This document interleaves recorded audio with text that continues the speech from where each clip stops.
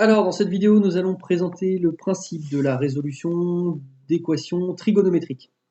Alors, d'un point de vue assez simple hein, ici. Donc, voilà, alors ici on a cosx strictement inférieur à moins 1,5. Donc on essaie de les résoudre avec le cercle trigonométrique. Donc on sait que le cosinus, en fait, il est situé ici, sinus situé ici. Donc on cherche ici quand est-ce que le cosinus est inférieur à moins 1,5.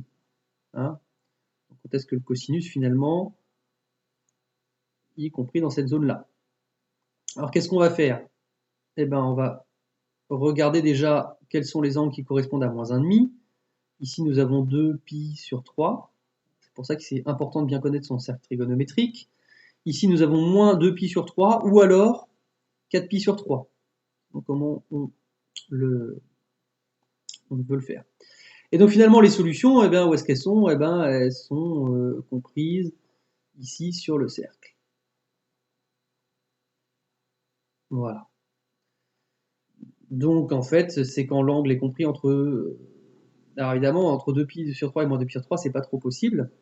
Donc, soit vous écrivez l'ensemble des solutions ici qui est entre 2π sur 3 et 4π sur 3. Ça, en fait, c'est si vous avez résolu l'équation sur 0, 2π, c'est la façon simple de l'écrire, hein, pour les angles entre 0 et 2π. Soit vous avez résolu sur l'intervalle entre moins π et π. Alors, il n'y a pas de fraction ici, pardon.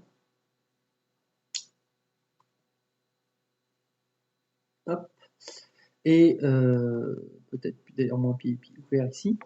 Et dans ce cas-là, vous avez l'ensemble des solutions. Bah d'abord, donc en fait ici vous avez soit pi, soit moins pi. Donc soit si on commence par 0 et qu'on va jusqu'à on fait un tour dans ce sens-là. Hein. Vous voyez, si on commence par 0 et qu'on va jusqu'à 2pi, c'est comme ça. Si on commence à moins pi et qu'on va jusqu'à pi, c'est comme ça.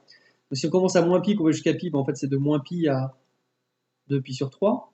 Moins pi du coup fermé, pardon. À 2pi sur 3 ouvert. Oui, parce que c'est du strict, donc je m'excuse, mais j'ai oublié d'ouvrir ici.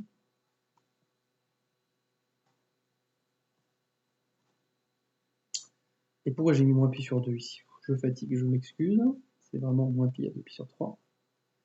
Et puis, quand on continue à parcourir le cercle, on voit qu'après, c'est entre 2pi sur 3 et pi.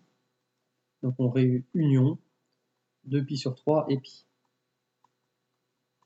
Donc, évidemment, cette façon-là de l'écrire est un tout petit peu plus compliquée, parce qu'on est obligé de faire une réunion d'intervalle.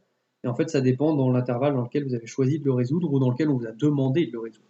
Ici, je mets pi ouvert hein, parce que pi est ouvert ici. Hein, entre 0 et 2pi, vous voyez, en fait, on est parti de là, 0 jusqu'à pi sur 2. 2pi sur 3, c'est bon, enfin, on prend pas, mais à partir de là, on va pouvoir prendre. Donc, entre 2pi sur 3 et 4pi sur 3, on prend. Et puis, on refait le tour jusqu'à 0 et 2pi, et toute cette partie-là, on prend pas. Voilà. L'idée, surtout, hein, vraiment, dans ce type d'inéquation, c'est d'avoir l'interprétation graphique. C'est vraiment ça qui est important. Se repérer sur le cercle trigonométrique et être capable d'écrire des ensembles de solutions qui correspondent. Allez, bon courage!